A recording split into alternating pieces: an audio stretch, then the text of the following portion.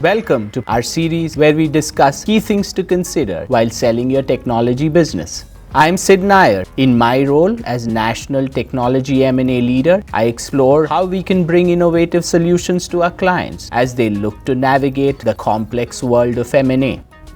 In today's session, we focus on the critical role that legal advisors play on a deal.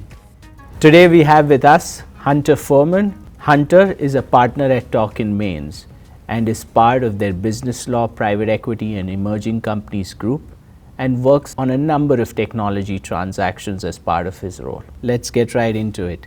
So what are the things often overlooked by tech entrepreneurs from a legal standpoint while considering a transaction? So there's quite a few, especially given that tech companies often are in the startup space, but let me give you my top four. Number one would be that their existing contracts with employees, service providers, tech developers, unfortunately are not robust enough to ensure that the company owns and has all the rights to its intellectual property in a way that they can utilize on a go-forward basis that satisfies potential purchasers. Number two would being aware of if any of your existing contracts have consent requirements from counterparties for things like change of control, assignment, amalgamation. These can become problematic when attempting to close the transaction because you'd actually have to go out to these counterparties and seek their approval before you close. Number three, and unfortunately this is something that's often overlooked by early stage tech companies that are trying to minimize legal spend, is making sure you have a robust data, privacy, and security policy. These are certain things that can create liability for the company and that purchasers can see and can actually harm valuation during the due diligence process. Hunter, we've worked collaboratively on technology transactions in the past. Could you help clients understand how you've worked with the EY team on these transactions and why it's important for both financial and legal advisors to work together on deals? I think it's important to have advisors who are well versed in the technology industry. Often it's easy to get caught up on only legal or financial outcomes, but when we're driving a deal forward, it's very important to our clients that we focus on the business as a whole. So things like technology, customers, employees are all important. So when we make decisions and we guide our clients, it's important for us to keep those things in mind, and we can do a better job of that if we really are well aware of the industry.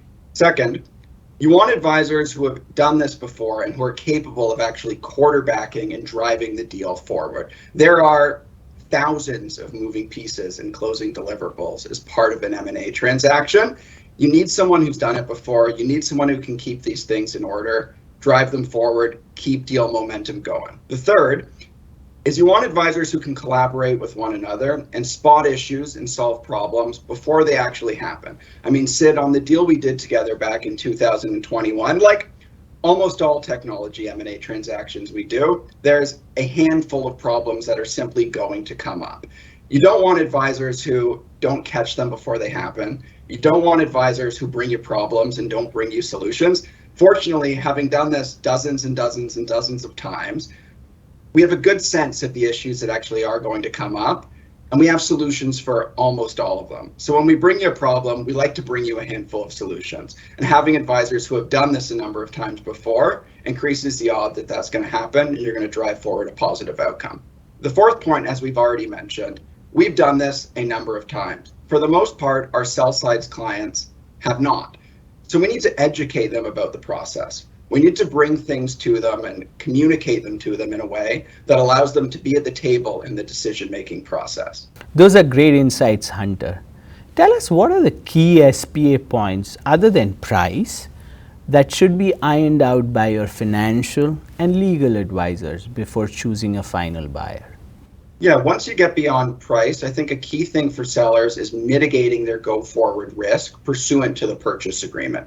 Certain ways to do that include, is this deal going to be a reps and warranty insured deal? Then you get into a bit of an argument about who picks up the cost of that insurance. Is it going to be the purchaser? Is it going to be the sellers? Is it going to be split?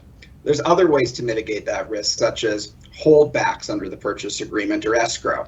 Often sellers don't like to have a portion of their purchase price escrowed, but it's not the worst thing in the world if your liability is actually capped at that escrow amount, or if you have a large amount of vendors and you don't want to be running around to each of the vendors to collect their pro rata share of the claim. So it's actually nice to have some money that's sitting there that can be utilized for a breach post-closing.